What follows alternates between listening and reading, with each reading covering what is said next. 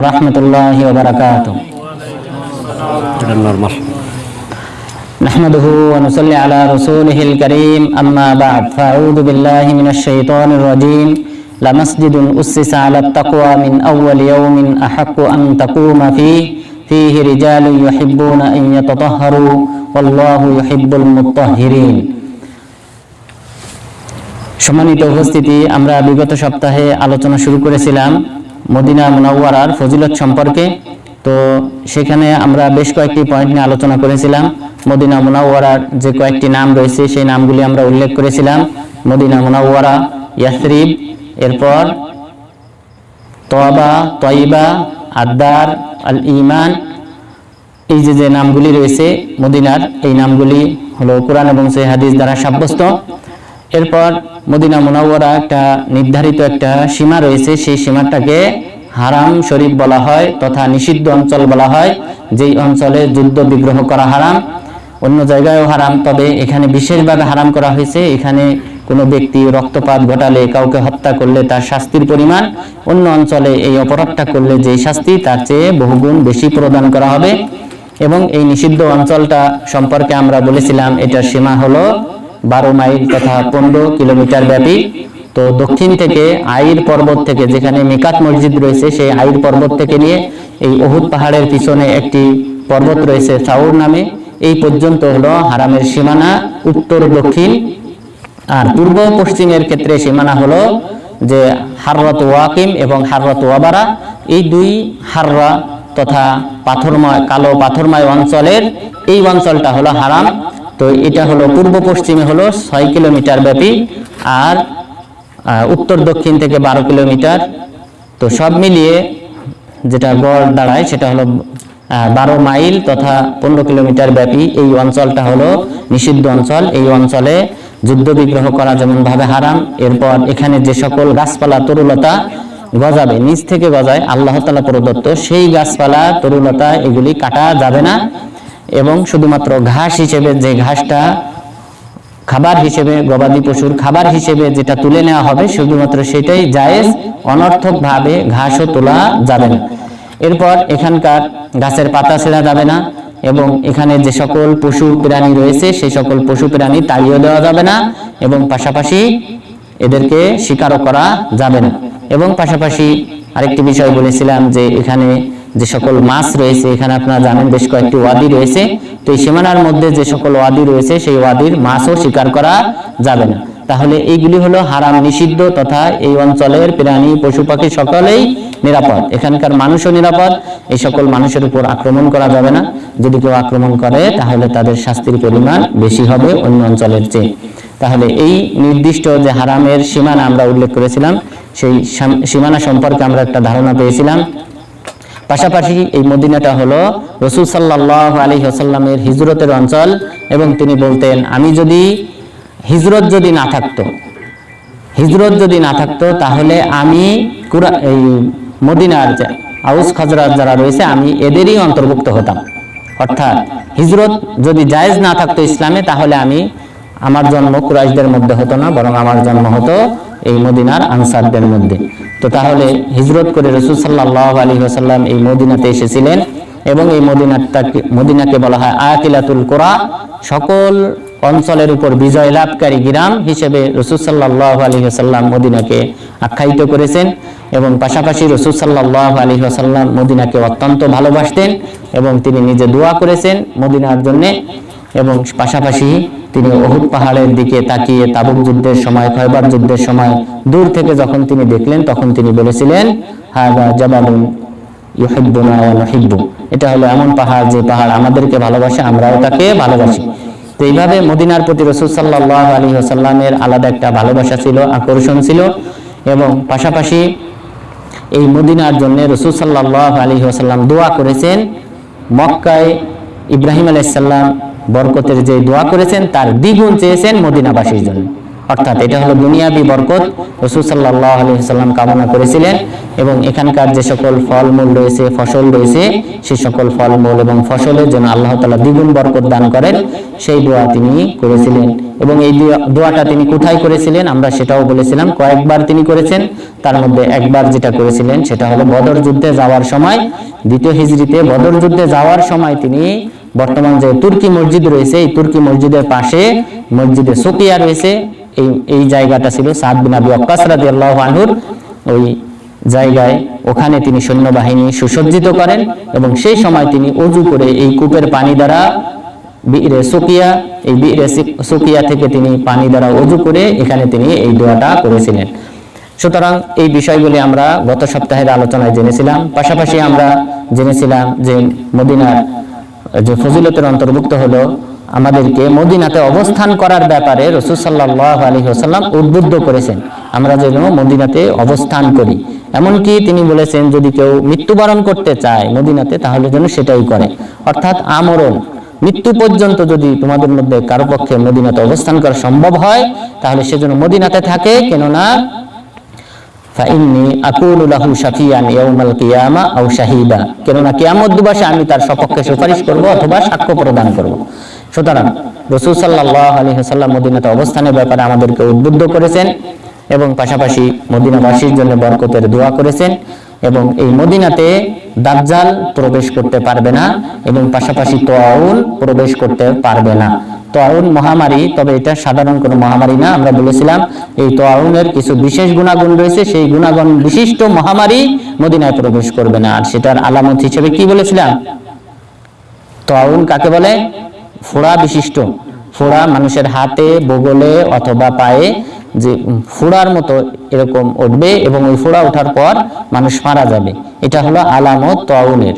তো এই আলামতটা, এই মহামারীটা, যে মহামারীটা প্রবেশের মাধ্যমে অসংখ্য মানুষ মারা যায়, তো এই মহামারী মদিনায় প্রবেশ করবে না। এবং এই মহামারী সম্পর্কে রাসূল সাল্লাল্লাহু আলাইহি ওয়াসাল্লাম বলেছেন ওয়াখযুম মিনাল জিন, এটা সাধারণত প্রচার হয়, সম্প্রসারিত হয় মানুষের মাঝে, ছড়িয়ে পড়ে জিনদের আঘাতের মাধ্যমে। তাহলে তাউনটা আলাদা বিশেষ একটা বৈশিষ্ট্য। এই কারণে করোনা সম্পর্কে, করোনা যখন আসে তখন কিন্তু মানুষ অনেক আলেম ভুল ব্যাখ্যা করেছিল, তো এটা সম্পূর্ণ ভুল ছিল। যেহেতু তাউনের আলাদা কিছু আলামত রয়েছে, বৈশিষ্ট্য রয়েছে এবং এটা জিনদের মাধ্যমে প্রচারিত হয়, মানুষের মাঝে ছড়িয়ে পড়ে, তো সুতরাং এই বিশেষ মহামারী মদিনায় প্রবেশ করবে না, অন্য অন্য বালা মুসিবত প্রবেশ করবে।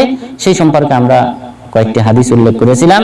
রাসূল সাল্লাল্লাহু আলাইহি ওয়াসাল্লাম একদা তিনি দুর্গের মধ্য দিয়ে দেখলেন যে মদিনার বিভিন্ন অঞ্চলে বৃষ্টির মতো বালা মুসিবত, বিপদ আপদ, রোগ ব্যাধি এগুলি অবতীর্ণ হচ্ছে। তো সুতরাং মদিনাতে অন্যান্য বালা মুসিবত, রোগ ব্যাধি এগুলি আসবে, কিন্তু তাউন প্রবেশ করতে পারবে না, দাজ্জাল প্রবেশ করতে পারবে না। এবং দাজ্জাল সে মদিনায় প্রবেশের কয়েক দিক থেকে চেষ্টা করবে, সেটা আমরা বলেছিলাম। উহুদের পাহাড়ে ইয়ানজিলু দুবুরা উহুদ, উহুদ পর্বতের পাশে সে অবতরণ করবে।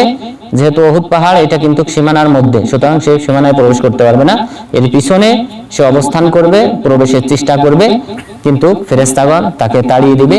এরপর জুরুফের কথা আমরা বলেছিলাম, বর্তমান যে বাদশার বাড়ি রয়েছে, বাদশার বাড়ির এই পাশের অঞ্চলটা, এই উত্তর পাশের যে অঞ্চল, এটাকে জুরুফ বলা হয়।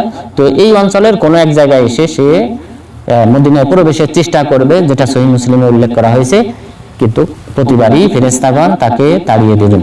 অর্থাৎ মদিনাতে 7টি গেট থাকবে, প্রতিটি গেটে 2 জন করে ফেরেশতা থাকবেন, মোট 14 জন ফেরেশতা মদিনাকে পাহারা প্রদান করবেন এবং দাজ্জালকে তাড়িয়ে দেবেন। তো এই বিষয়গুলি আমরা ইতিমধ্যে আলোচনা করেছি। আজকে দু একটি বিষয় নিয়ে আলোচনা করব। তার মধ্যে একটি হলো যে মদিনাবাসীর সাথে যদি কোনো ব্যক্তি চক্রান্ত করে তাহলে তার পরিণাম কি হবে। পাশাপাশি যদি এই মদিনাতে যে সকল ফজিলত অর্জন করার স্থান রয়েছে তার মধ্যে অন্যতম হলো মসজিদে নববী, পাশাপাশি রয়েছে কুবা মসজিদ। তো আমরা এই 3টি পয়েন্ট নিয়ে আলোচনা করব, এরপর যদি সময় পাই আরো 2-1টি পয়েন্ট নিয়ে আলোচনা করব। তো তাহলে প্রথম যে পয়েন্ট, যে মদিনাবাসীর সাথে যদি কোনো ব্যক্তি চক্রান্ত করে, মদিনাবাসীর সাথে যদি কোনো ব্যক্তি চক্রান্ত করে তাহলে তার পরিণাম কি হবে, এই সম্পর্কে রাসূল সাল্লাল্লাহু আলাইহি ওয়াসাল্লাম বলেন লা ইয়াকিদু আহলাল মাদিনাতি আহাদুন ইল্লা ইম্মা কামা ইয়ানমাউল মিলহু ফিল মা। যদি কোনো ব্যক্তি মদিনাবাসীর সাথে চক্রান্ত করে, কলা কৌশল অবলম্বন করে, মদিনাবাসীর ক্ষতি সাধনের চেষ্টা করে, তাহলে সেই ব্যক্তিকে গলিয়ে ফেলা হবে লবণের মতো, যেমন ভাবে লবণ পানিতে গলে যায়, লবণ যেভাবে পানিতে গলে যায় ঠিক অনুরূপ ভাবে এই সকল ব্যক্তিদেরকে, চক্রান্তকারীদেরকে গলে ফেলা হবে, অর্থাৎ তাদেরকে ধ্বংস করা হবে, হত্যা করা হবে, অথবা আসমানি গজব দিয়ে তাদেরকে ধ্বংস করা হবে। এছাড়াও রাসূল সাল্লাল্লাহু আলাইহি ওয়াসাল্লাম আরো বলেছেন, লা ইউরিদু আহাদুন আহলাল মাদিনাতি বিসু ইল্লা আযাবাহুল্লাহু ফিন নারি যাওবার রাসাস, যে যদি কোনো ব্যক্তি মদিনাবাসীর সাথে অনিষ্ট করার চেষ্টা করে তাহলে আল্লাহ তাআলা তাকে আগুনে সেভাবে গলিয়ে ফেলবেন যেভাবে সীসা আগুনে গলিয়ে ফেলা হয়। সীসা যেভাবে আগুনে গলিয়ে ফেলা হয় তাপমাত্রার মাধ্যমে, অনুরূপভাবে তাকেও ধ্বংস করা হবে, জ্বালিয়ে পুড়িয়ে ছারখার করা হবে। সুতরাং মদিনাবাসীর সাথে অবশ্যই কোনো ধরনের চক্রান্ত করা যাবে না। এরপর মদিনাবাসীকে যদি কোনো ব্যক্তি ভয় দেখায় যে তোমাদের উপর আক্রমণ করব, অথবা যদি আক্রমণ করে, তাহলে এই জাতীয় ভয় ভীতি যদি কোনো ব্যক্তি দেখায় তাহলে তাদের উপর আল্লাহ তাআলার অভিশাপ। রাসূল সাল্লাল্লাহু আলাইহি ওয়াসাল্লাম বলেন, মান আখাফা আহলাল মাদিনাতি আল্লাহুম্মা মান যালামা আহলাল মাদিনা ওয়া আখাফাহুম ফাআখিফহুম। রাসূল সাল্লাল্লাহু আলাইহি ওয়াসাল্লাম বদদুয়া করেছেন, হে আল্লাহ, যে সকল ব্যক্তি মদিনাবাসীর প্রতি জুলুম করবে অথবা তাদেরকে ভয় দেখাবে, তুমিও তাদেরকে ভীত সন্ত্রস্ত করে রাখো। এরপরে তিনি বললেন, ফাআলাইহি লানাতুল্লাহি ওয়াল মালাইকাতি ওয়ান নাসি আজমাইন, এবং যে ব্যক্তি মদিনাবাসীর প্রতি জুলুম করবে অথবা তাদেরকে ভয় দেখাবে তার উপর আল্লাহ তাআলার অভিশাপ, ফেরেশতাদের অভিশাপ, সমগ্র মানব জাতির অভিশাপ। তাহলে চিন্তা করেন, পৃথিবীতে 750 কোটির উপরে মানুষ রয়েছে, এই সমগ্র মানব জাতির অভিশাপ এই সকল ব্যক্তিদের উপর। এরপর ফেরেশতাদের সংখ্যা কি পরিমাণ রয়েছে এটা আমরা একটি ধারণা পাই একটি হাদিস থেকে। রাসূল সাল্লাল্লাহু আলাইহি ওয়াসাল্লাম বলেছেন, এই আসমানে 4 আঙ্গুল সমপরিমাণ জায়গা ফাঁকা নেই, বরং সেই জায়গায় ফেরেশতাগণ দাঁড়িয়ে সালাত আদায়রত অবস্থায় রয়েছেন, আল্লাহ তাআলাকে সিজদারত অবস্থায় রয়েছেন। তাহলে এত বিশাল পরিমাণ ফেরেশতা, সেই সকল ফেরেশতাদের অভিশাপ যে সকল ব্যক্তি মদিনাবাসীর প্রতি জুলুম করবে অথবা মদিনাবাসীকে ভীত সন্ত্রস্ত রাখবে। তাহলে সকল ফেরেশতাদের অভিশাপ, সমগ্র মানব জাতির অভিশাপ, আল্লাহ তাআলার অভিশাপ। আল্লাহ তাআলা এই সকল ব্যক্তিদেরকে তার রহমত থেকে দূরে সরিয়ে দিবেন।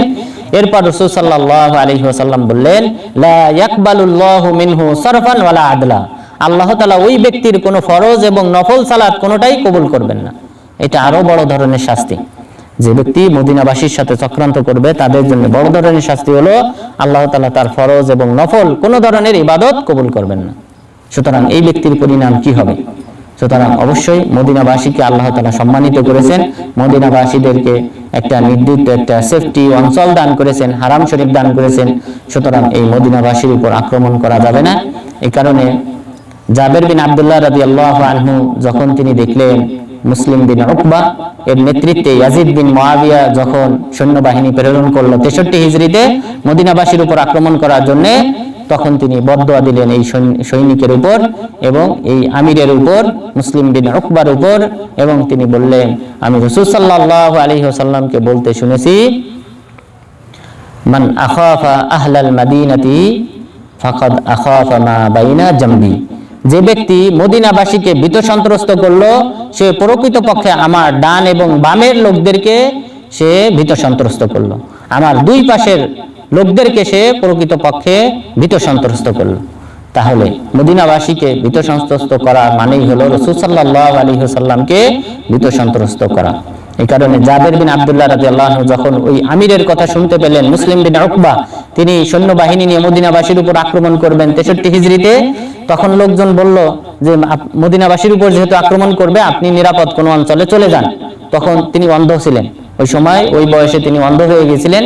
তখন তাকে দুইজন ব্যক্তি নিয়ে যাচ্ছিল, নিয়ে যাওয়ার সময় তখন তিনি এই কথা বলেছিলেন যে আল্লাহ তাআলা যে ব্যক্তি নবীকে ভয় দেখায় সেই ব্যক্তিকে যেন আল্লাহ তাআলা ধ্বংস করুক। এরপর তখন তার আশেপাশের লোকজন বলল, নবী তো মারা গিয়েছেন, নবীকে কিভাবে সে ভয় দেখাবে? তখন তিনি এই হাদিসটি বললেন যে যে ব্যক্তি মদিনাবাসীকে ভয় দেখালো সে প্রকৃতপক্ষে আমার ডান বাম যারা আছে, ডানে বামে যারা রয়েছে আমার আশেপাশের লোকদেরকে সে ভীত সন্ত্রস্ত করলো। সুতরাং সেই ব্যক্তি যেন প্রকৃতপক্ষে রাসূল সাল্লাল্লাহু আলাইহি ওয়াসাল্লামকে ভীত সন্ত্রস্ত করলো।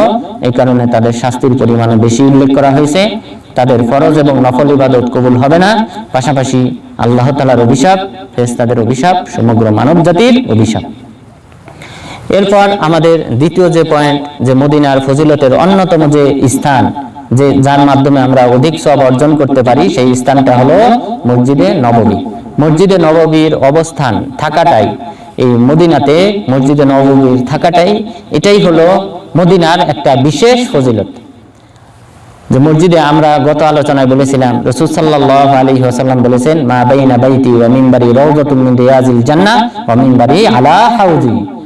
যে এটা একটা মহান হাদিস, যে আমার ঘর আর আমার মিম্বারের মাঝের অঞ্চল হলো জান্নাতের একটা টুকরা, এবং আমার মিম্বারটা রয়েছে হাউজের উপর।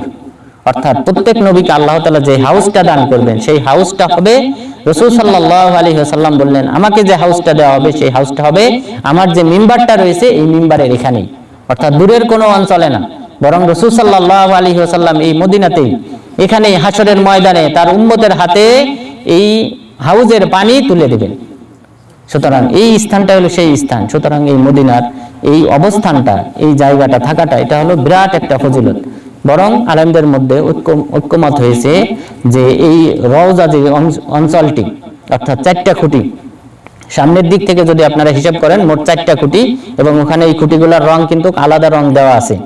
অর্থাৎ বিশেষ করে যদি চিনতে চান তাহলে আপনারা দেখবেন যে মুয়াজ্জিন যেখানে আজান দেয়, এই মুয়াজ্জিনের যে খুঁটি, ওই খুঁটি বরাবর থেকে নিয়ে রাসূল সাল্লাল্লাহু আলাইহি সাল্লামের কবর পর্যন্ত, এটাই হলো আয়েশা রাদিয়াল্লাহু আনহার ঘর, এর মাঝের অঞ্চল এটাই হলো রওজা। তো এই রওজাটা, এটা হলো জান্নাতের টুকরা, জান্নাতে থাকবে। সুতরাং এই অঞ্চলটা হলো এমনকি মক্কার চেয়ে বেশি উত্তম। তো সুতরাং এই মসজিদে যে নববী রয়েছে, সেই মসজিদে নববীর থাকাটাই হলো একটা বিশেষ ফজিলত মদিনাবাসীর জন্য। সুতরাং এই মসজিদে নববীর ফজিলতের মধ্যে প্রথম ফজিলত হলো, এই মসজিদটি তাকওয়ার উপর নির্মাণ করা হয়েছে। আল্লাহ তাআলার ভীতির উপর, আল্লাহ তাআলার ইবাদতের উপর, আল্লাহ তাআলাকে সন্তুষ্ট করার জন্যই এই মসজিদটি নির্মাণ করা হয়েছে। মহান রব্বুল আলামিন বলেন, লামাসজিদুন উসসিসা আলাত তাকওয়া মিন আউয়ালি ইয়াউম আহাক্কু আন তাকুমা ফি। যে মসজিদটি তাকওয়ার উপর ভিত্তি করে, আল্লাহ তাআলার ভীতির উপর ভিত্তি করে যেই মসজিদটি প্রথম নির্মাণ করা হয়েছে, সেই মসজিদটাই বেশি হকদার যে আপনি সেখানে দাঁড়িয়ে সালাত আদায় করবেন। সুতরাং আপনি মসজিদে জিরারে সালাত আদায় করবেন না, বরং যেই মসজিদটি তাকওয়ার উপর ভিত্তি করে প্রথম নির্মাণ করা হয়েছে সেই মসজিদে আপনি সালাত আদায় করবেন। আবু সাঈদ আল খুদরি রাদিয়াল্লাহু আনহু তিনি বলেন, আমি রাসূল সাল্লাল্লাহু আলাইহি ওয়াসাল্লামের কোনো এক স্ত্রীর গৃহে প্রবেশ করলাম। এরপর রাসূল সাল্লাল্লাহু আলাইহি ওয়াসাল্লামকে জিজ্ঞাসা করলাম, আইয়ুল মাসজিদাইনিল্লাযী উসসিসা আলাত তাকওয়া। হে আল্লাহর রাসূল, কোন মসজিদটি তাকওয়ার উপর প্রথম নির্মাণ করা হয়েছে? তখন তিনি বললেন, মসজিদি হাদা, यानी লিমাসজিদিল মদিনা, অর্থাৎ মদিনা মুনাওয়ারার যে মসজিদটি রয়েছে, মসজিদে নববী, সেই মসজিদে নববীর দিকে ইশারা করে রাসূল সাল্লাল্লাহু আলাইহি ওয়াসাল্লাম বললেন, এটা হলো এই মসজিদ। তো সুতরাং এই মসজিদটি, মসজিদে নববীটি, এটাও কিন্তু তাকওয়ার উপর নির্মাণ করা হয়েছে, যেমন কুবা মসজিদটিও তাকওয়ার উপর নির্মাণ করা হয়েছে। তো তাহলে এই মসজিদটি আল্লাহ তাআলা সার্টিফাই করেছেন যে এই মসজিদটা হলো তাকওয়ার উপর নির্মিত একটা মসজিদ। এরপর এই মসজিদের দিকে সফর করা জায়েজ। আপনারা জানেন, সওয়াবের আশায় যে সকল মসজিদে সফর করা জায়েজ, তার মধ্যে অন্যতম হলো মসজিদে নববী। রাসূল সাল্লাল্লাহু আলাইহি ওয়াসাল্লাম বলেছেন, লা তুশাদ্দুর রিহাল ইল্লা ইলা সালাসাতি মাসাজিদ, মসজিদি হাযা ওয়া মসজিদুল হারাম ওয়া মসজিদুল আকসা। 3টি মসজিদের দিকে সওয়ারি প্রস্তুত করা যায়, সওয়ারি নিয়ে 3টি মসজিদের দিকে সফর করা যায়। আর তার মধ্যে প্রথম মসজিদ হলো আমার এই মসজিদ, এরপর দ্বিতীয় মসজিদ হলো মসজিদে হারাম তথা কাবা, এরপর তৃতীয় মসজিদ হলো মসজিদুল আকসা। তাহলে এই 3টা মসজিদে সওয়াবের আশায় অধিক সওয়াব অর্জন করা যায়, সেই আশায় সফর করা যায়। এছাড়াও রাসূল সাল্লাল্লাহু আলাইহি ওয়াসাল্লাম বলেছেন, ইন্নামা তুসাফারু ইলা সালাসাতি মাসাজিদ, মসজিদুল কাবা ও মসজিদি ইলিয়া। যে 3টা মসজিদেই তো শুধুমাত্র সওয়াবের আশায় সফর করা হয়। প্রথম মসজিদ হলো কাবা বাইতুল্লাহ, এরপর দ্বিতীয় মসজিদ হলো মসজিদে নববী আমার মসজিদ, এরপর তৃতীয় মসজিদ হলো মসজিদে ইলিয়া তথা বাইতুল মাকদিস। তাহলে এই 3টা মসজিদেই সওয়াবের আশায়, অধিক সওয়াবের আশায় সফর করা যায়। বরং এই সফরটা হলো শ্রেষ্ঠ সফর। রাসূল সাল্লাল্লাহু আলাইহি ওয়াসাল্লাম বলেছেন, ইন্না খায়রা মা রুকিবাত ইলাইহির রাওয়াহিল মসজিদি ওয়া বাইতুল আতীক। যে সবচেয়ে উত্তম যে সফরটা করা হয়, যেই সফরের দিকে উট হাঁকানো হয়, সেই সফরের সর্বোত্তম সফর হলো আমার মসজিদে আসা, পাশাপাশি বাইতুল্লাহ যাওয়া। তাহলে এই যে সোয়াবের আশায়, একাধিক সোয়াবের আশায় যে 3টি মসজিদে সফর করা যায়, সেই 3টি মসজিদের অন্যতম মসজিদ হলো মসজিদে নববী।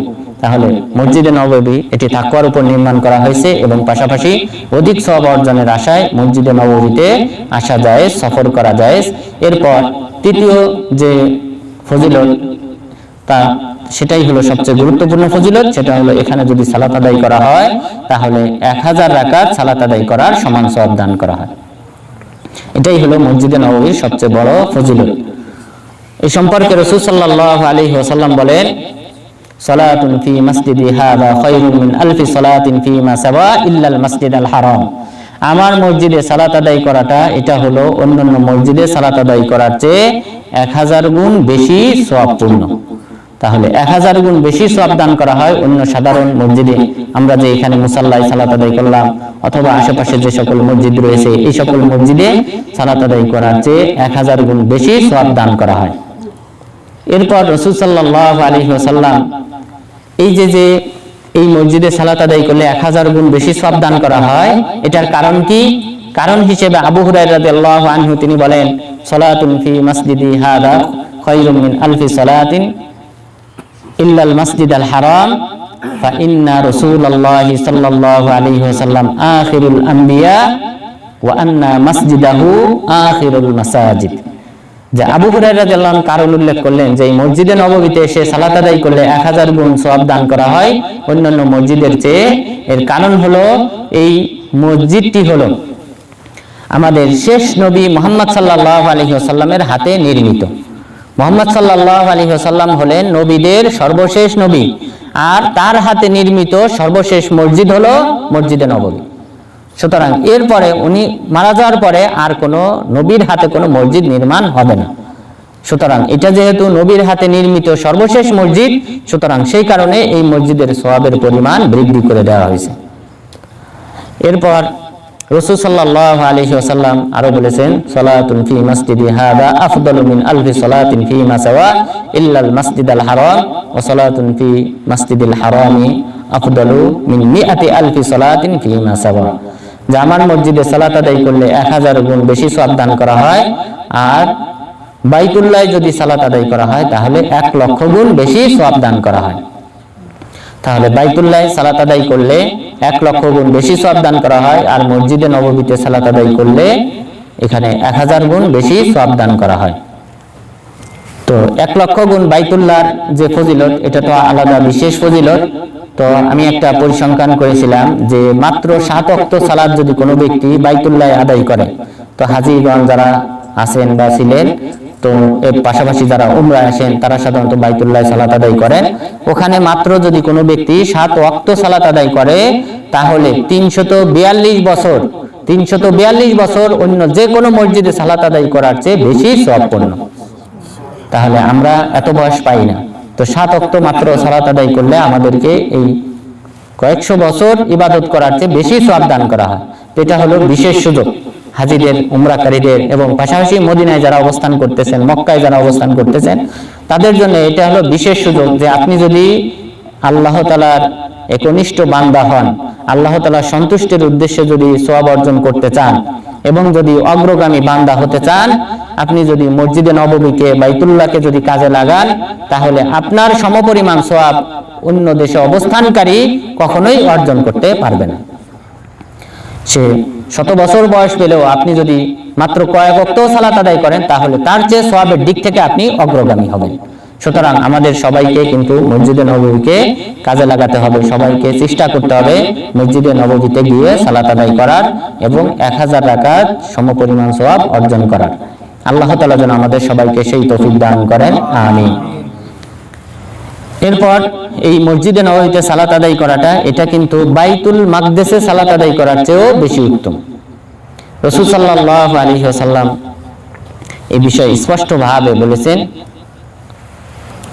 আবু যর আল গিফারি রাদিয়াল্লাহু আনহু তিনি বলেন, তাযাকারনা ওয়া নাহনু ইনদা রাসূলিল্লাহি সাল্লাল্লাহু আলাইহি ওয়াসাল্লাম আইয়ুল মাসজিদি খায়র, মাসজিদু রাসূলিল্লাহ আম মাসজিদু বাইতুল মাকদিস।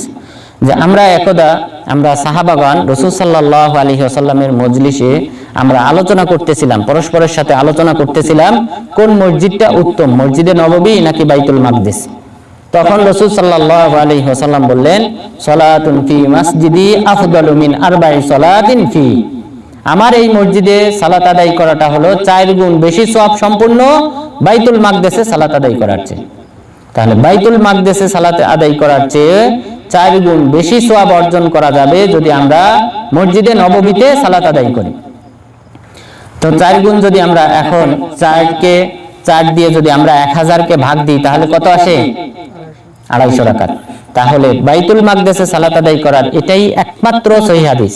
বাইতুল মাকদিসে সালাত আদায় করলে যে কত গুণ বেশি সওয়াব দেওয়া হবে সেই সওয়াবের ক্ষেত্রে একমাত্র সহিহ হাদিস হলো এটা, যে মসজিদে নববীর চেয়ে 4 গুণ কম সওয়াব দান করা হয়, অর্থাৎ তাহলে 250 রাকাত সমপরিমাণ সওয়াব দান করা হয়। 500 রাকাত 50,000 রাকাত সম্পর্কে যে হাদিসগুলি বর্ণিত হয়েছে সেই হাদিসগুলি যঈফ। তাহলে এটাই হলো হাদিস যে 250 রাকাত সমপরিমাণ সওয়াব দান করা হয় বাইতুল মাকদিসে সালাত আদায় করলে। এই কারণে আব্দুল্লাহ ইবনে আব্বাস রাদিয়াল্লাহু আনহু তিনি বলেন যে একজন মহিলা সাহাবী, তিনি ইশতাকাত শাকওয়া, তিনি কোনো একটা রোগে আক্রান্ত হওয়ার পর তখন তিনি শপথ করলেন, ইন শাফানি আল্লাহ লা আখরুজান্না ফালা উসাল্লিয়ান্না ফি বাইতুল মাকদিস। আল্লাহ তাআলা যদি আমাকে এই রোগ থেকে মুক্তি দান করেন, শুশ্রূষা প্রদান করেন, তাহলে অবশ্যই আমি বাইতুল মাকদিসে গিয়ে সালাত আদায় করব। তিনি এই শপথ করলেন, আল্লাহ তাআলা তাকে ভালো করে দিলেন, তার রোগ ব্যাধি ভালো হয়ে গেল। এরপর তখন তিনি সফরের প্রস্তুতি নিলেন। যখন প্রস্তুতি নিলেন তখন রাসূল সাল্লাল্লাহু আলাইহি ওয়াসাল্লামের স্ত্রী মাইমুনা রাদিয়াল্লাহু আনহার কাছে আসলেন। আসার পর ঘটনা খুলে বললেন, যেরকম আমি অসুস্থ ছিলাম, এরপর আমি শপথ করেছি, মানত মেনেছি যে বাইতুল মাকদিসে গিয়ে সালাত আদায় করব। তখন তিনি খাবার দিলেন, বললেন তুমি খাবার খাও।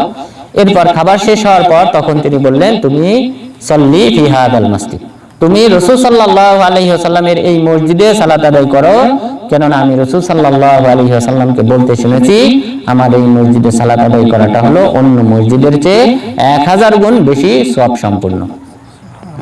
তাহলে এখানে তিনি কিন্তু মানত মেনেছিলেন। তাহলে মানতের ক্ষেত্রে এখানে মাইমুনা রাদিয়াল্লাহু আনহার ফতোয়া হলো যে বাইতুল মাকদিসের চেয়ে উত্তম মসজিদ যেহেতু মসজিদে নববী, সুতরাং তোমার মানত পূর্ণ হয়ে যাবে তুমি যদি এখানে সালাত আদায় করো। সুতরাং তাকে যেতে দেন নাই। তাহলে এই হাদিস থেকে এবং আগের হাদিস থেকে আমরা স্পষ্টভাবে জানলাম যে বাইতুল মাকদিসের চেয়েও বেশি সওয়াব দান করা হয় মসজিদে নববীতে সালাত আদায় করলে। তবে বাইতুল মাকদিসের আলাদা একটা ফজিলত রয়েছে। বাইতুল মাকদিসে সালাত আদায় করলে এটার আলাদা অন্যভাবে একটা ফজিলত রয়েছে।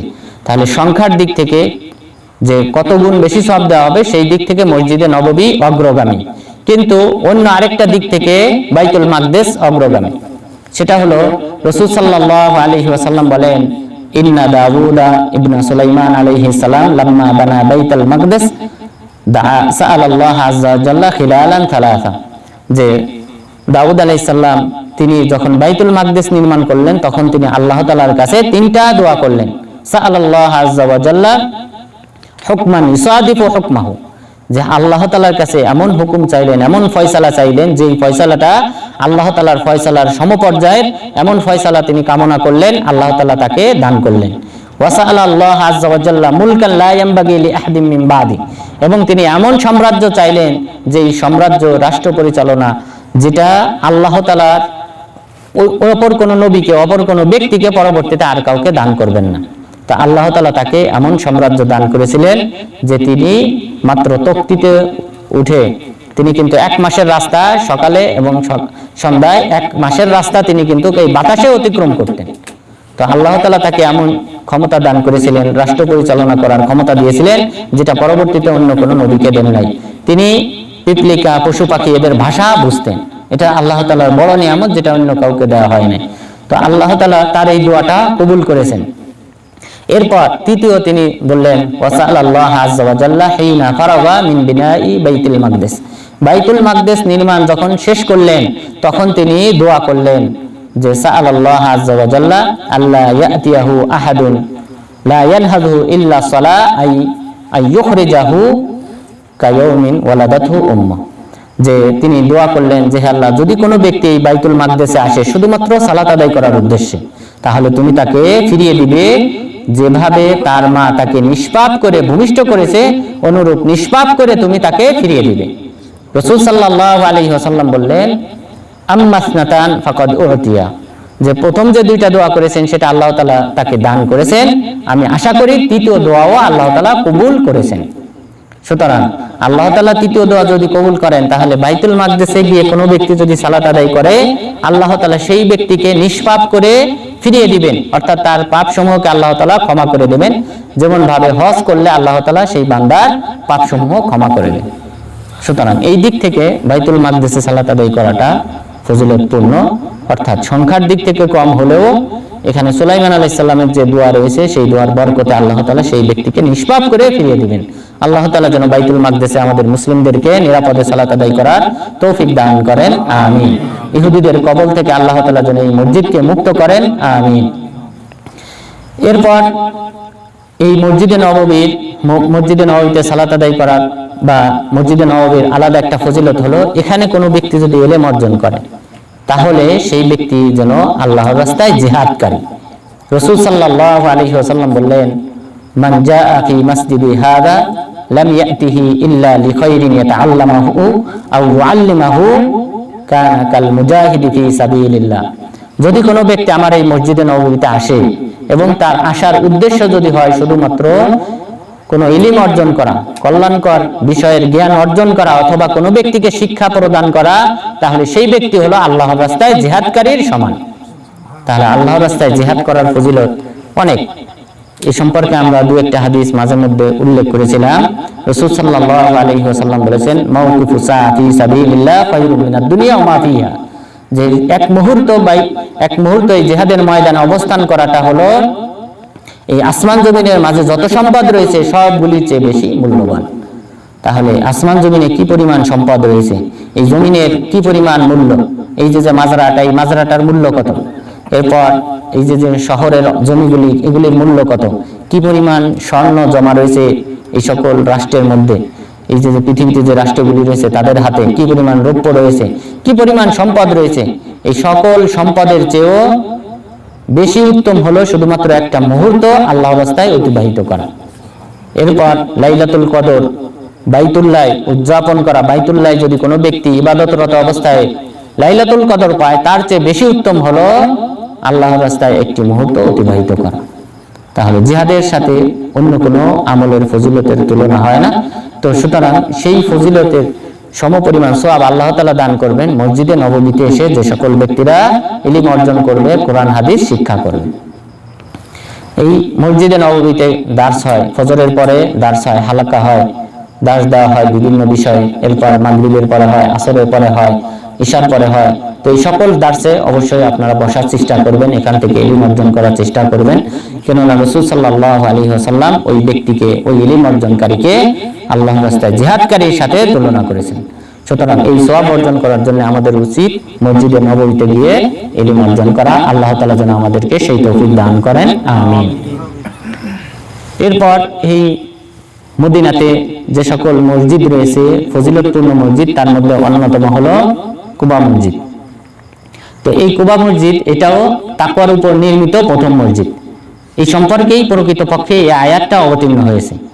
এই সম্পর্কে মহান রব্বুল আলামিন বলেছেন, লা মাসজিদুন উসসিসা আলাত তাকওয়া মিন আউয়াল ইয়াউম আহাক্কু আন তাকুমা ফীহি রিজালুন ইউহিব্বুনা আন ইয়াতাতাহহারু ওয়াল্লাহু ইউহিব্বুল মুত্তাহহিরিন। যে নিশ্চয়ই যে মসজিদটি তাকওয়ার উপর প্রথম নির্মাণ করা হয়েছে, সেই মসজিদটি হলো বেশি হকদার যে আপনি সেখানে দাঁড়িয়ে সালাত আদায় করবেন। ফীহি রিজালুন ইউহিব্বুনা আন ইয়াতাতাহহারু ওয়াল্লাহু ইউহিব্বুল মুত্তাহহিরিন। এখানে এমন কিছু মানুষ রয়েছে যে সকল মানুষেরা পূত পবিত্রতা পছন্দ করে, আর আল্লাহ তাআলা নিশ্চয়ই পূত পবিত্রতা অর্জনকারীদেরকে ভালোবাসেন, পছন্দ করেন। তাহলে এই আয়াতে আল্লাহ তাআলা এই কুবাবাসী বানু আমর বিন আউফ গোত্রের লোকজন যারা বসবাস করতেন, এই আউস খাজরাজের লোকজন যারা এখানে বসবাস করতেন, তাদের আল্লাহ তাআলা প্রশংসা করেছেন। তো রাসূল সাল্লাল্লাহু আলাইহি ওয়াসাল্লাম এই আয়াত অবতীর্ণ হওয়ার পর তাদেরকে জিজ্ঞাসা করলেন, ইয়া মাশারাল আনসার ইন্নাল্লাহা ক্বাদ আথনা আলাইকুম ফিত তুহুর ফামা তুহুরুকুম। হে আনসার সাহাবাগণ, আল্লাহ তাআলা তোমাদেরকে পূত পবিত্রতা অর্জন করার ক্ষেত্রে প্রশংসা করেছেন, সুতরাং তোমরা কিভাবে পূত পবিত্রতা অর্জন করো? তখন তারা বললেন যে নাতাওয়াদ্দাউ লিকুল্লি সালাহ ওয়া নাস্তানজি বিল মা ওয়া নাগতাসিলু মিনাল জানাবা, যে আল্লাহর রাসূল আমরা প্রত্যেক সালাতের জন্য ওযু করি এবং পাশাপাশি ফরজ গোসল আমাদের উপর যদি ওয়াজিব হয় তাহলে আমরা গোসল করি এবং ওয়া নাস্তানজি বিল মা, পানির মাধ্যমে আমরা শৌচ কার্য সম্পাদন করি। তাহলে পানির মাধ্যমে শৌচ কার্য সম্পাদন করা এটা হলো ফজিলতপূর্ণ। এই কারণে আল্লাহ তাআলা কুবাবাসী এবং আমর বিন আউফ পুত্র, সালেম বিন আউফ পুত্র এই সকল ব্যক্তিদের প্রশংসা করেছেন, তারা শৌচ কার্য করতেন পানির মাধ্যমে। সুতরাং ঢিলাকুলুপের চেয়ে অবশ্যই পানিটা হলো উত্তম।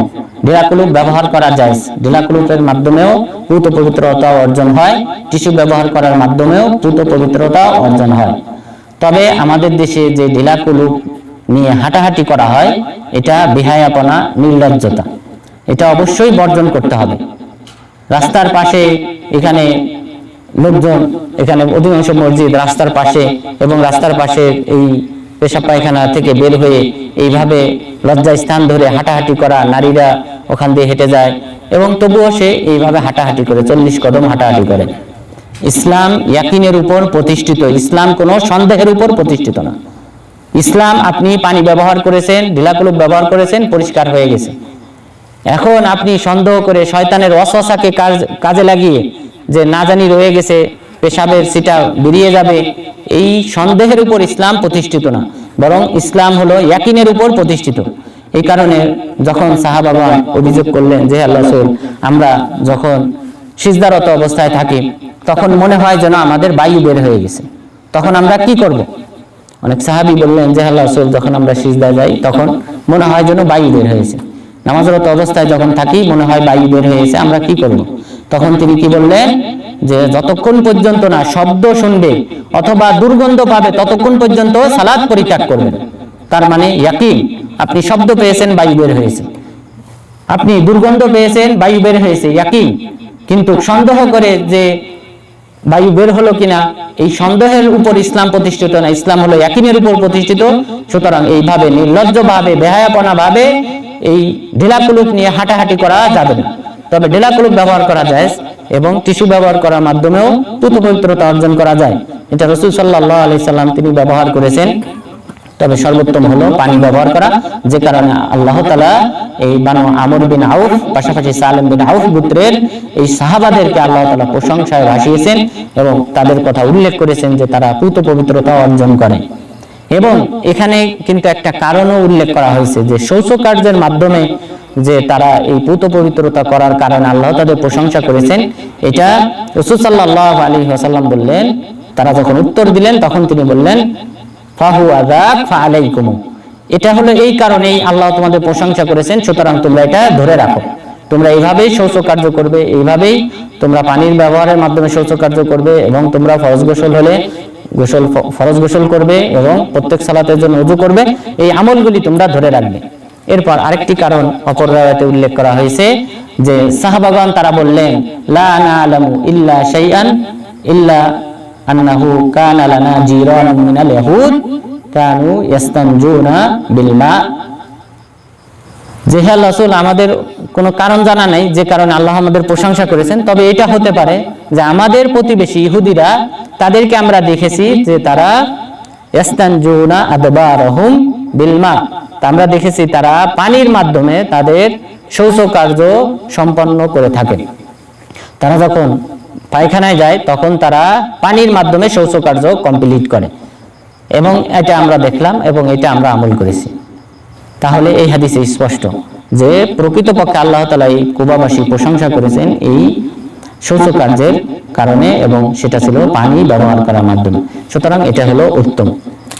তাহলে কুবাবাসীর প্রশংসা স্বয়ং আল্লাহ করেছেন এবং কুবা মসজিদটা যে তাকওয়ার উপর নির্মাণ করা হয়েছে প্রকৃতপক্ষে এই আয়াতটা এই ক্ষেত্রেই অবতীর্ণ হয়েছে। আমরা মসজিদে নববীর ক্ষেত্রেও বলেছি যে এটা যেহেতু সহিহ সনদে বর্ণিত হয়েছে আবু সাঈদ আল খুদরি রাদিয়াল্লাহু আনহু থেকে, এবং কুবা মসজিদ হলো মূলত জমহুর আলেমগণ সবাই একমত এই আয়াতটা প্রকৃতপক্ষে কুবা মসজিদের ক্ষেত্রে অবতীর্ণ হয়েছে। কেননা আবু আমের আর রাহিব নামে একজন খ্রিস্টান, তিনি হানজালা রাদিয়াল্লাহু আনহুর বাবা। আবু আমের আর রাহিব হানজালা রাদিয়াল্লাহু আনহুর বাবা, তিনি কিন্তু খ্রিস্টান ছিলেন এবং তিনি চক্রান্ত করে মসজিদে জিরার নির্মাণ করেন। তার লক্ষ্য ছিল যে রোমদের সাথে যোগাযোগ করে সেখান থেকে অস্ত্রশস্ত্র এনে এই মসজিদে জমা করে এখান থেকে মদিনাবাসীর উপর আক্রমণ করা, এটাই ছিল তার টার্গেট। এবং এই কারণে সে বলেছিল যে আল্লাহ রাসূল আসেন আমাদের এই মসজিদটা উদ্বোধন করেন। কিছু মুনাফিকদের নেতৃত্বে এবং পাশাপাশি এই আবু আমের আর-রাহিবের নেতৃত্বে এই মসজিদটি নির্মাণ করা হয়। তখন রাসূল সাল্লাল্লাহু আলাইহি ওয়াসাল্লাম তাবুক যুদ্ধ নিয়ে ব্যস্ত ছিলেন। তিনি বললেন আমি তাবুক যুদ্ধ থেকে এসে সালাত আদায় করব। তিনি তাবুক যুদ্ধে গেলেন, 1 মাস পর তিনি ফিরে আসলেন। আসার পর তারা পুনরায় আবার বলল যে আল্লাহ রাসূল আপনি এখানে সালাত আদায় করেন। আল্লাহ তাআলা আয়াত অবতীর্ণ করলেন, লামাসজিদুন উসসিসা আলাত তাকওয়া মিন আউয়াল ইয়াউম আহাক্কু আন তাকুমা ফি, নিশ্চয়ই যে এই মসজিদটি তাকওয়ার উপর ভিত্তি করে প্রথম নির্মাণ করা হয়েছে সেটাই বেশি হকদার। কুবা মসজিদ বেশি হকদার যে আপনি সেখানে দাঁড়িয়ে সালাত আদায় করবেন। এই কুবা মসজিদের পশ্চিম সাইডে যে মসজিদে জিরার নির্মাণ করা হয়েছে এটা হচ্ছে। এই আয়াত অবতীর্ণ হওয়ার পর এই কাফেরদের যে সন্ধি তারা যে চক্রান্ত করতেছিল সেটা রাসূল সাল্লাল্লাহু আলাইহি সাল্লাম জানতে পারলেন এবং এই মসজিদটি পুড়িয়ে দিলেন, এই মসজিদে জিরার তিনি পুড়িয়ে দিলেন। সুতরাং আল্লাহ তাআলা এই কুবা মসজিদে প্রশংসা করেছেন। আর কুবা মসজিদ রাসূল সাল্লাল্লাহু আলাইহি ওয়াসাল্লামের হাতে নির্মিত প্রথম মসজিদ, অর্থাৎ মদিনাতে আসার পর তিনি প্রথম যে মসজিদটা নির্মাণ করেছেন সেটা হলো এই কুবা মসজিদ। এখানে তিনি মাত্র অবস্থান করেছিলেন মাত্র হাতে গোনা কয়েকদিন। ইতিহাসবিদগণ মতনৈক্য করেছেন, কেউ কেউ বলেছেন তিনি 4 দিন ছিলেন, অর্থাৎ তিনি 8ই রবিউল আউয়াল তিনি সোমবারে তিনি পৌঁছেছিলেন এই মদিনায়। হিজরত করে তিনি 8ই রবিউল আউয়াল সোমবারে তিনি মদিনায় পৌঁছেছিলেন। তাহলে সোমবার থেকে শুক্রবার পর্যন্ত ছিলেন, তাহলে কতদিন হয়? 4 দিন। এরপর শুক্রবারে তিনি বেরিয়ে যান, অর্থাৎ জুমার সালাতটা আদায় করেন। বর্তমান যে জুমা মসজিদ রয়েছে এখানে এসে বানু সালেম বিন আবু গোত্রের কাছে এখানে এসে সালাত আদায় করেন। তো এই কয়দিন? 4 দিন। ইতিহাসবিদগণ ইখতিলাফ করেছেন যে তিনি এই কুবাতে 4 দিন ছিলেন, কেউ কেউ বলেছেন 8 দিন ছিলেন, কেউ কেউ বলেছেন 14 দিন ছিলেন, কেউ কেউ বলেছেন 18 দিন ছিলেন। তাহলে এই মাত্র হাতে গোনা 18 দিনেও যদি আমরা ধরি সর্বোচ্চ, তাহলে এই 18 দিনের মধ্যেই কিন্তু তিনি এই কুবা মসজিদটা নির্মাণ করেন। তো এই কয়েকদিন এখানে তিনি অবস্থান করেন। অবস্থান করার পর তিনি তার যে মামা বংশ রয়েছে, নানা বংশ রয়েছে, বানু নাজ্জার, কারণ রাসূল সাল্লাল্লাহু আলাইহি সাল্লামের মা আমিনা বিনত ওয়াহাব তিনি কিন্তু মদিনাবাসী। আমিনা বিনত ওয়াহাব তিনি কিন্তু মদিনাবাসী এবং বর্তমান যে মসজিদে নববী রয়েছে, মসজিদে নববীর পূর্ব পাশ যেখানে বাকি কবরস্থান, এর হাতের বাম পাশের এই অঞ্চলটাতে বানু নাজ্জার বসবাস করত। রাসূল সাল্লাল্লাহু আলাইহি ওয়াসাল্লাম তাদের কাছে বার্তা পাঠালেন যে তোমরা আসো, আমাকে নিয়ে যাও। তখন বানু নাজ্জার তারা অস্ত্রে শস্ত্রে সজ্জিত হয়ে তাদের ভাগ্নে তথা রাসূল সাল্লাল্লাহু আলাইহি ওয়াসাল্লামকে বরণ করে নিয়ে আসার জন্য তারা এই কুবাতে বানু আমর বিন আউফ গোত্রের কাছে যান এবং তাদের সেখান থেকে তাকে নিয়ে আসেন। তাহলে হাতে গোনা মাত্র কয়েকদিন তিনি অবস্থান করেছিলেন। এই কয়েকদিনের মধ্যে তিনি কুবা মসজিদ নির্মাণ করেন। তবে এই কুবা মসজিদের পূর্বে আরো মসজিদ ছিল, মসজিদুল উসবা, এটা সহিহ বুখারীতে উল্লেখ হয়েছে আব্দুল্লাহ ইবনে উমর রাদিয়াল্লাহু আনহু থেকে, বারা ইবনে আযিব রাদিয়াল্লাহু আনহু থেকে, যে যখন মুসআব বিন উমাইর রাদিয়াল্লাহু আনহু এবং আব্দুল্লাহ ইবনে উম্মে মাকতুম রাদিয়াল্লাহু আনহু তারা যখন প্রথম হিজরত করে মদিনায় চলে আসেন, তখন তারা এই মসজিদে উসবাতে সালাত আদায় করতেন এবং এখানে ইমামতি করতেন সালেম মাওলা আবি হুযাইফা। তিনি অল্প বয়স্ক হলেও তিনি কোরআন বেশি মুখস্থ করে ফেলেছিলেন, এই কারণে তিনি ইমামতি করতেন। আর এই মুসআব বিন উমাইর, আব্দুল্লাহ ইবনে উম্মে মাকতুম তারা কিন্তু এখানে কোরআন শিক্ষা দিতেন। তাহলে মসজিদে উসবা এটাও কিন্তু কুবা মসজিদ থেকে পশ্চিমে যে দাইরি রোড রয়েছে, এই দাইরি রোডের যে ব্রিজটা রয়েছে, এই ব্রিজের পাশেই যে বাগানটা, এই বাগানের ভিতরেই এই মসজিদটা এখনো রয়েছে। তো এটাই ছিল প্রথম মসজিদ। কিন্তু রাসূল সাল্লাল্লাহু আলাইহি ওয়াসাল্লামের হাতে নির্মিত প্রথম মসজিদ সেটা হলো কুবা মসজিদ। তাহলে তাকওয়ার উপর নির্মিত মসজিদ হলো কুবা মসজিদ। আর এই কুবা মসজিদে জিয়ারত করা জায়েজ। আমরা আগের হাদিসে জানলাম যে 3টা মসজিদে জিয়ারত করতে হয়, সওয়াবের আশায় জায়েজ, কিন্তু চতুর্থ মসজিদ হিসেবে যুক্ত হবে কুবা মসজিদ। কুবা মসজিদও সওয়াবের আশায় জিয়ারত করা জায়েজ। এই সম্পর্কে আব্দুল্লাহ ইবনে উমর রাদিয়াল্লাহু আনহু তিনি বলেন, কানান নবিয়্যু সাল্লাল্লাহু আলাইহি ওয়াসাল্লাম ইয়াতি মসজিদা কুবা কুল্লা সাবতিন মাশিয়া ওয়া রাকিবা, যে রাসূল সাল্লাল্লাহু আলাইহি ওয়াসাল্লাম প্রত্যেক শনিবার কুবা মসজিদে আসতেন পায়ে হেঁটে অথবা সওয়ারির উপর চড়ে। তাহলে প্রত্যেক শনিবারে কুবা মসজিদে আসতেন তিনি পায়ে হেঁটে অথবা সওয়ারির উপর চড়ে। এটা হলো সহিহ বুখারী মুসলিমের রাওয়ায়াত। সহিহ মুসলিমের রাওয়ায়াতে বলা হয়েছে ফাইসাল্লি ফিহি রাকাতাইন, এরপর রাসূল সাল্লাল্লাহু আলাইহি ওয়াসাল্লাম সেখানে এসে 2 রাকাত সালাত আদায় করতেন। তাহলে সওয়াবের আশায় জিয়ারত করা জায়েজ, কুবা মসজিদে আসা জায়েজ আছে, যেটা রাসূল সাল্লাল্লাহু আলাইহি ওয়াসাল্লাম করতেন। সুতরাং আমাদেরকেও এই আমল করতে হবে, কুবা মসজিদে মাঝে মধ্যে যেতে হবে সওয়াবের আশায়। তো আবু ফাহাদ ভাই গাড়ি দিয়ে হয়তো মাঝে মধ্যে নিয়ে যাবেন, সপ্তাহে একবার যদি সম্ভব হয়। আপনার এখানে যারা আছে অন্তত উমরা সওয়াব যেটা আমরা একটু পরে উল্লেখ করব, তো এই সওয়াবগুলি অর্জন হবে। তো সপ্তাহে একদিন, এই সাব যে শব্দটা বলা হয়েছে এটা দ্বারা আলেমগণ উদ্দেশ্য নিয়েছেন যে সপ্তাহে একদিন, অর্থাৎ যেহেতু শনিবার এটাও সপ্তাহে একদিন আসে, তো সেই হিসেবে আলেমগণ বলেছেন যে সপ্তাহে একদিন রাসূল সাল্লাল্লাহু আলাইহি ওয়াসাল্লাম কুবা মসজিদে আসতেন, এখানে এসে 2 রাকাত সালাত আদায় করতেন। এরপর শুধুমাত্র রাসূল সাল্লাল্লাহু আলাইহি ওয়াসাল্লাম নন, বরং সাহাবাগণ তারাও কিন্তু কুবা মসজিদে যাইতেন। রাসূল সাল্লাল্লাহু আলাইহি ওয়াসাল্লাম মারা যাওয়ার পরও সাহাবাগণ নিয়মিত কুবা মসজিদে যাইতেন এবং সেখানে গিয়ে 2 রাকাত সালাত আদায় করতেন। এই সম্পর্কে আব্দুল্লাহ ইবনে দিনার রাহিমাহুল্লাহ তিনি বলেন, কানা আব্দুল্লাহ ইবনে উমর ইয়াতি মসজিদ কুবা কুল্লা সাবত, যে আব্দুল্লাহ ইবনে উমর রাদিয়াল্লাহু আনহু প্রত্যেক শনিবারে তিনি কুবা মসজিদে আসতেন, তাহলে তিনি এখানে এসে সালাত আদায় করতেন। এরপর নাফি রাহিমাহুল্লাহ তিনি বলেছেন, কানা আব্দুল্লাহ ইবনে উমর লা ইউসাল্লি আয-যুহা ইল্লা ফি ইয়াওমাইন, ইয়াওম ইয়াকদামু বিমাক্কা ওয়া ইয়াওম ইয়াতি মসজিদ কুবা ফাইন্নাহু কানা ইয়াতি মসজিদ কুবা কুল্লা সাবত, যে আব্দুল্লাহ ইবনে উমর রাদিয়াল্লাহু আনহু তিনি 2 দিন সালাতুল যুহা আদায় করতেন। সালাতুল যুহা বলা হয় সূর্য ওঠার পর থেকে নিয়ে যোহর হওয়ার 10-15 মিনিট আগ পর্যন্ত, এই সময়টাতে 2 রাকাত, 4 রাকাত, 6 রাকাত, যার যতটুকু তাওফিক সেই অনুযায়ী যে কয় রাকাত সালাত আদায় করা হয় এটাকেই বলা হয় সালাতুল যুহা। তো আব্দুল্লাহ ইবনে উমর রাদিয়াল্লাহু আনহু তিনি 2 দিন সালাতুল যুহা আদায় করতেন। নাফি রাহিমাহুল্লাহ তিনি বলতেছেন, একদিন যেদিন তিনি মক্কায় আসতেন, মক্কায় যখন তিনি পৌঁছাতেন তখন এই সময়টাতে তিনি মক্কায় প্রবেশের চেষ্টা করতেন এবং বাইতুল্লাহ তাওয়াফ করতেন। বাইতুল্লাহ তাওয়াফ করার পর মাকামে ইব্রাহিমের পিছনে 2 রাকাত সালাত আদায় করতেন। তাহলে তিনি মক্কায় যেদিন আসতেন সেই দিন সালাতুল যুহা 2 রাকাত আদায় করতেন।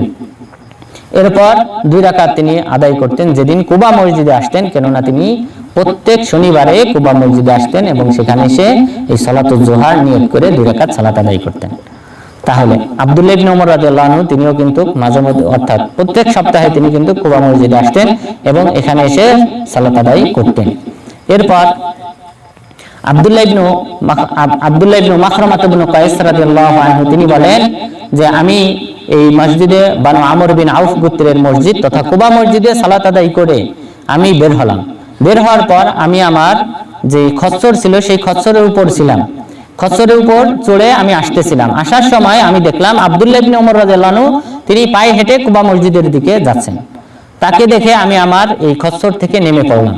নেমে আমি তাকে বললাম যে আপনি চড়েন, আপনাকে আমি পৌঁছে দিয়ে আসি। তখন আব্দুল্লাহ ইবনে উমর রাদিয়াল্লাহু আনহু বললেন, আমার তো সওয়ারি আছে, আমি চাইলে তো আমি সওয়ারির উপর চড়ে আসতে পারতাম, কিন্তু আমি রাসূল সাল্লাল্লাহু আলাইহি ওয়াসাল্লামকে দেখেছি তিনি পায়ে হেঁটে কুবা মসজিদে আসেন, এই কারণে আমি পায়ে হেঁটে কুবা মসজিদে যাচ্ছি। তাহলে দেখেন আব্দুল্লাহ ইবনে মাখরামা ইবনে কায়েস রাদিয়াল্লাহু আনহু তিনি 2 রাকাত সালাত আদায় করলেন, করে বের হলেন। এরপর তিনি দেখলেন যে আব্দুল্লাহ ইবনে উমর রাদিয়াল্লাহু আনহু প্রবেশ করতেছেন, তিনিও সেখানে 2 রাকাত সালাত আদায় করবেন। তাহলে সাহাবাগণ নিয়মিত কিন্তু এখানে যেতেন এবং এখানে সালাত আদায় করতেন। তো সুতরাং আমাদেরও উচিত এই কুবা মসজিদে মাঝে মধ্যে যাওয়া, সম্ভব হলে সপ্তাহে একবার যাওয়া এবং সেখানে গিয়ে সালাত আদায় করা। আল্লাহ তাআলা যেন আমাদের সবাইকে সেই তৌফিক দান করেন, আমিন। এরপর এই কুবা মসজিদে অনেক সাহাবী মনে করেন কুবা মসজিদে সালাত আদায় করাটা হলো বাইতুল মাকদেসে সালাত আদায় করার চেয়ে বেশি সওয়াবপূর্ণ। এদের মধ্যে সাদ বিন আবি ওয়াক্কাস রাদিয়াল্লাহু আনহু অগ্রগামী। সাদ বিন আবি ওয়াক্কাস রাদিয়াল্লাহু আনহু তিনি বলতেন, এটা মুস্তাদরাক আলা সহিহাইন লিল হাকিম এবং এটি সহিহ সনদে বর্ণিত হয়েছে, যে তিনি বলতেন লা আন উসাল্লিয়া ফি মসজিদে কুবা আহাব্বু ইলাইয়া আন উসাল্লিয়া ফি মসজিদি বাইতুল মাকদেস, যে আমি কুবা মসজিদে সালাত আদায় করব এটা আমার কাছে অত্যধিক প্রিয় বাইতুল মাকদেসে সালাত আদায় করার চেয়ে। তাহলে সাদ বিন আবি ওয়াক্কাস রাদিয়াল্লাহু আনহু তিনি আশারায়ে মুবাশশারাদের একজন, তার দৃষ্টিতে কুবা মসজিদ যেন উত্তম বাইতুল মাকদেসের চেয়ে। এরপর ওমর ইবনুল খাত্তাব রাদিয়াল্লাহু আনহু সম্পর্কে ইয়াকুব বিন মুজাম্মি রাহিমাহুল্লাহ তিনি বলেছেন যে আমি দেখলাম ওমর ইবনুল খাত্তাব রাদিয়াল্লাহু আনহু কুবা মসজিদে প্রবেশ করলেন, প্রবেশ করার পর তিনি আল্লাহ তাআলার নামে শপথ করে বললেন, লা আন উসাল্লিয়া ফি হাযাল মসজিদি সালাতান ওয়াহিদা আহাব্বু ইলাইয়া আন উসাল্লিয়া ফি মসজিদি বাইতুল মাকদিস আরবা'a, যে আমি এই কুবা মসজিদে সালাত আদায় করব এক ওয়াক্ত বা এক রাকাত, এটা আমার কাছে অত্যধিক প্রিয় বাইতুল মাকদিসে 4 ওয়াক্ত সালাত আদায় করার চেয়ে। অর্থাৎ ওমর ইবনুল খাত্তাব রাদিয়াল্লাহু আনহুর দৃষ্টিতে যে বাইতুল মাকদিসের চেয়ে 4 গুণ বেশি সওয়াবপূর্ণ হলো কুবা মসজিদ। সুতরাং অনেক সাহাবী, তবে এই বিষয়টা রাসূল সাল্লাল্লাহু আলাইহি সাল্লাম থেকে সাব্যস্ত হয় নাই যে কুবা মসজিদ বাইতুল মাকদিসের চেয়ে উত্তম, এই বিষয়টা রাসূল সাল্লাল্লাহু আলাইহি সাল্লাম থেকে সাব্যস্ত হয় নাই। তবে এই সাহাবাদের থেকে সাব্যস্ত হয়েছে, সাদ বিন আবি ওয়াক্কাস রাদিয়াল্লাহু আনহু থেকে সহিহ সনদে সাব্যস্ত হয়েছে। এরপর এই কুবা মসজিদে এসে যদি কোনো ব্যক্তি সালাত আদায় করে তাহলে একটি উমরা করার সমপরিমাণ সওয়াব দান করা হবে। রাসূল সাল্লাল্লাহু আলাইহি ওয়াসাল্লাম বলেন, as-salatu fi masjidi কুবা কা উমরা, মসজিদে কুবাতে এসে সালাত আদায় করাটা হলো উমরা করার সমপরিমাণ সওয়াব। তাহলে উমরা করার যে সওয়াব, আমাদের দেশ থেকে বাংলাদেশ থেকে মানুষ 1.5 লাখ 2 লাখ টাকা খরচ করে এসে বাইতুল্লাহ তাওয়াফ করে, সাফা মারওয়া সাই করে, মাকাম ইব্রাহিমের পিছনে সালাত আদায় করে, এরপর চুল হালাক করে, মুন্ডন করে যেই সওয়াব অর্জন করে, একটি উমরা করার সমান সওয়াব অর্জন করে, আমরা সেই সমপরিমাণ সওয়াব অর্জন করতে পারবো শুধুমাত্র কুবা মসজিদে গিয়ে 2 রাকাত সালাত আদায় করলে। তাহলে এটা আমাদের জন্য অনেক সহজ। আমাদেরকে অবশ্যই চেষ্টা করতে হবে মাঝে মধ্যে কুবা মসজিদে যাওয়া, যেহেতু সাহাবাগণ তারা প্রতি সপ্তাহে যেতেন, রাসূল সাল্লাল্লাহু আলাইহি ওয়াসাল্লাম তিনি প্রতি সপ্তাহে যাইতেন। সুতরাং আমাদেরও এই আমলটাকে জীবিত করতে হবে। এই আমলটা কিন্তু অনেকটা মৃত। অনেকেই হয়তো অনেক সময় আমরা কুবা মসজিদে আশপাশ দিয়ে অতিক্রম করি, আমাদের চেষ্টা করা উচিত ওই অতিক্রমের সময় কুবা মসজিদে গিয়ে 2 রাকাত সালাত আদায় করে তারপরে ফিরে আসা। আল্লাহ তাআলা যেন আমাদেরকে সেই তৌফিক দান করেন, আমিন। এরপর অপর একটি riwayate সাহাল বিন হুনাইফ রাদিয়াল্লাহু আনহুর riwayate সেখানে একটা শর্ত জুড়ে দেওয়া হয়েছে। রাসূল সাল্লাল্লাহু আলাইহি ওয়াসাল্লাম বলেছেন, মান তাতাহহারা ফি বাইতিহি থুম্মা আতা মসজিদা কুবা ফাসাল্লা ফিহি সালাতা কানা লাহু কাআজরি উমরা, যদি কোনো ব্যক্তি তার বাড়িতে ওযু করে আসে, তার গৃহ থেকে যদি কোনো ব্যক্তি ওযু করে কুবা মসজিদে আসে, এরপর এখানে এসে যদি সালাত আদায় করে তাহলে তাকে একটি উমরা করার সমপরিমাণ সওয়াব দান করা হবে। তাহলে এই হাদিসে যেহেতু অতিরিক্ত একটা শর্ত যুক্ত করা হয়েছে, আলেমদের নিকট নিয়মই হলো যে কোনো হাদিসে যদি অতিরিক্ত একটা ফায়দা উল্লেখ করা হয় সেটাকে প্রাধান্য দিতে হবে। তো সেই দৃষ্টিকোণ থেকে আমাদের উচিত আমরা যখন ঘর থেকে বের হব, আমরা যখন হোটেল থেকে বের হব, তখন আমরা ওযু করে বের হব। কুবা মসজিদের উদ্দেশ্যে আমরা যখন বের হব তখন আমরা ওযু করে বের হব, তাহলে আমরা ইনশাআল্লাহ এই উমরা করার সমপরিমাণ সওয়াব অর্জন করতে পারবো। এছাড়াও আরো বেশ কিছু হাদিস বর্ণিত হয়েছে এই উমরা সংক্রান্ত, কিন্তু মূলত সেই হাদিসগুলোও এই 2টি হাদিসেরই অন্তর্ভুক্ত। তো সুতরাং কুবা মসজিদে সালাত আদায় করলে একটি উমরা করার সমপরিমাণ সওয়াব দান করা হয়। এরপর কুবা মসজিদের আরেকটি ফজিলত বর্ণিত হয়েছে, সেই ফজিলতটি হলো যে আল্লাহ তাআলা এখানে কোনো ব্যক্তি সালাত আদায় করলে আল্লাহ তাআলা তার পাপসমূহ ক্ষমা করে দেন। এই সম্পর্কে আসিম বিন সুফিয়ান আস-সাকাফি রাহিমাহুল্লাহ তিনি বলেন, ফাতানাল গাজু, আসিম বিন সুফিয়ান আস-সাকাফি রাহিমাহুল্লাহ তিনি তাবেঈ, তিনি মুআবিয়া ইবনে আবি সুফিয়ান রাদিয়াল্লাহু আনহুর সময়ে তিনি জাতুস সালাসিল একটা যুদ্ধ হয়, তবে সেই যুদ্ধটা কত হিজরিতে হয় এটা উল্লেখ নেই, কত হিজরিতে হয়, তবে সেটাও হয় 41 হিজরি থেকে নিয়ে 52 হিজরির মধ্যে। 41 হিজরি থেকে নিয়ে 52 হিজরির মাঝে একটা জাতুস সালাসিল নামক একটা যুদ্ধ সংঘটিত হয়। তবে এই জাতুস সালাসিল যুদ্ধটা এটা কিন্তু আবার রাসূল সাল্লাল্লাহু আলাইহি ওয়াসাল্লামের যুগেও হয়েছিল। এই নামে একটি যুদ্ধ, সেটা ছিল 8ম হিজরিতে আমর ইবনুল আস রাদিয়াল্লাহু আনহুর নেতৃত্বে।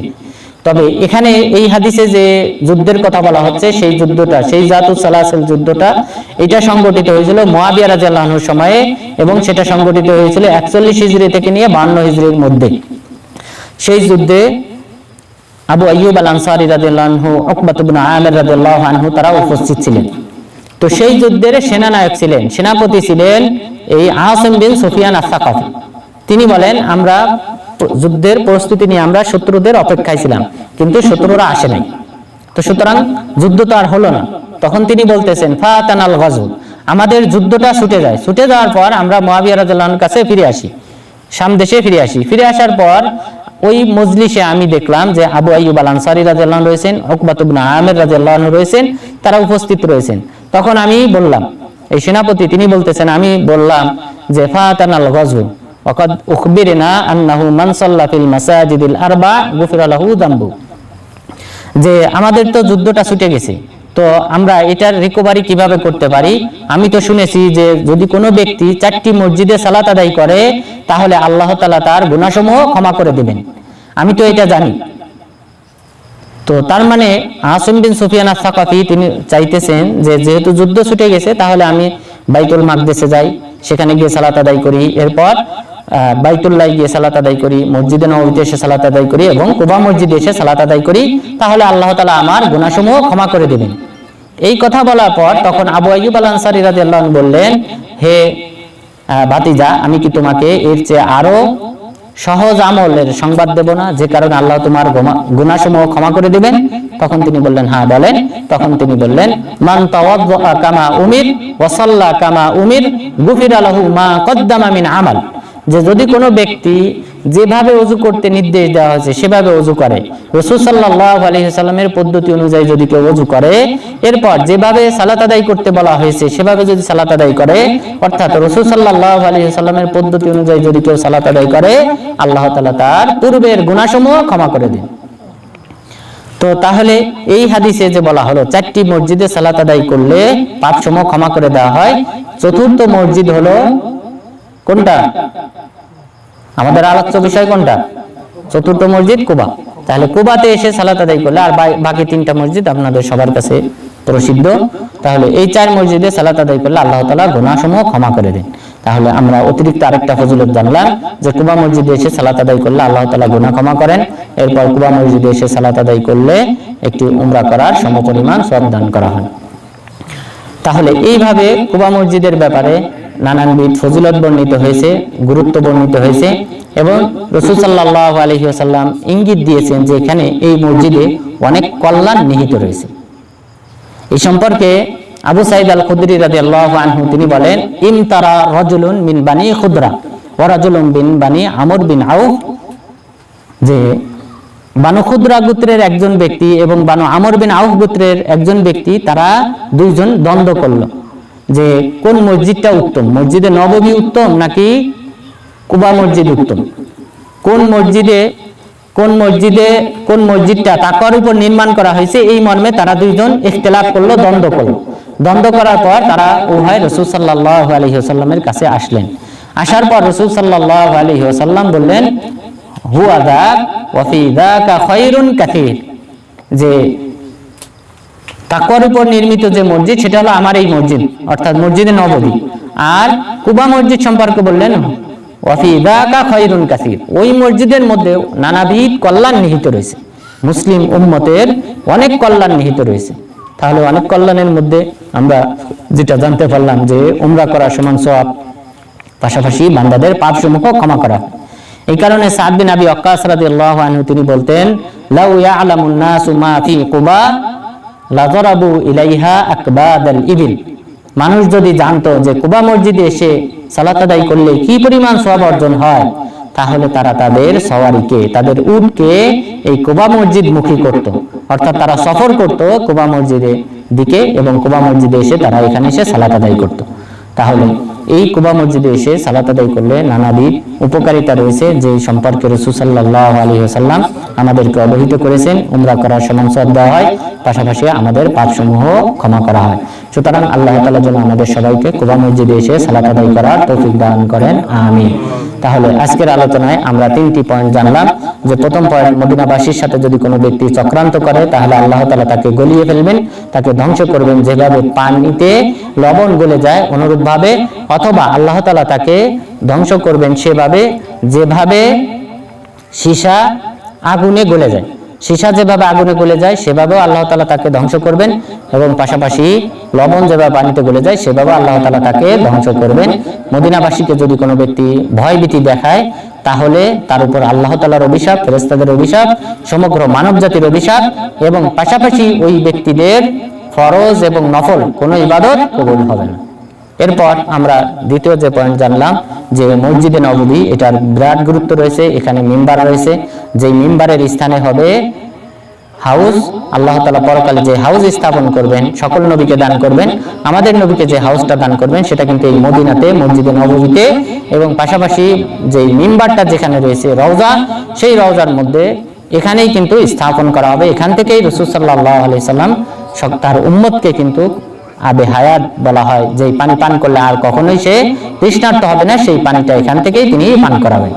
সুতরাং এই স্থানটার ফজিলত অনেক, এবং এটি হলো জান্নাতের একটি টুকরা, এবং পাশাপাশি মসজিদে নববী তাকওয়ার উপর নির্মিত একটা অন্যতম মসজিদ, এবং এখানে জিয়ারত করা জায়েজ আছে, এখানে সওয়াবের আশায় সফর করা জায়েজ আছে, এবং পাশাপাশি এই মসজিদে সালাত আদায় করলে 1000 রাকাতের বেশি সওয়াব দান করা হয়। এবং পাশাপাশি এই মসজিদে নববীতে এসে কোনো ব্যক্তি যদি ইলম অর্জন করে, তাহলে আল্লাহ তাআলা তাকে আল্লাহর রাস্তায় জিহাদ করার সমপরিমাণ সওয়াব দান করবেন। এবং পাশাপাশি এই মসজিদটি হলো বাইতুল মাকদেসের চেয়েও বেশি সওয়াবপূর্ণ, এবং বাইতুল মাকদেসের চেয়ে 4 গুণ বেশি সওয়াব দান করা হয় মসজিদে নববীতে সালাত আদায় করলে। এরপর আমরা কুবা মসজিদ সম্পর্কে জানলাম। কুবা মসজিদও আল্লাহ তাআলার তাকওয়ার উপর নির্মিত অন্যতম একটি মসজিদ, এবং এখানকার অধিবাসী যারা ছিলেন বানু আমর বিন আউফ, বানু সালেম বিন আউফ, এই সকল আনসার সাহাবাদের প্রশংসা স্বয়ং আল্লাহ তাআলা করেছেন। বিশেষ করে যারা শৌচকার্য পানির মাধ্যমে সম্পন্ন করবে তাদের আল্লাহ তাআলা প্রশংসা করেছেন। এরপর এই কুবাতে নিয়মিত সফর করা যায়, নিয়মিত সওয়াবের আশায় সফর করা যায়। প্রত্যেক সপ্তাহে রাসূল সাল্লাল্লাহু আলাইহি সাল্লাম যেতেন, সাহাবাগণ যেতেন। সুতরাং আমাদের এখানে যাওয়া উচিত, এবং এখানে গিয়ে সালাত আদায় করলে উমরা করার সমপরিমাণ সওয়াব দান করা হয়, এবং আল্লাহ তাআলা এই বান্দাদের পাপসমূহ ক্ষমা করে দেন। সুতরাং আল্লাহ তাআলা আমরা আজকে যে কয়েকটি বিষয় জানতে পারলাম, সেই কয়েকটি বিষয় আমল করার মাধ্যমে আল্লাহ তাআলার নৈকট্য অর্জন করার তৌফিক দান করেন, জান্নাতুল ফিরদাউসে যাওয়ার তৌফিক দান করেন। আমিন। ওয়া সাল্লাল্লাহু আলা নাবিয়িনা মুহাম্মদ ওয়া আলা আলিহি ওয়া সাহবিহি আজমাইন। জাযাকাল্লাহু খাইর।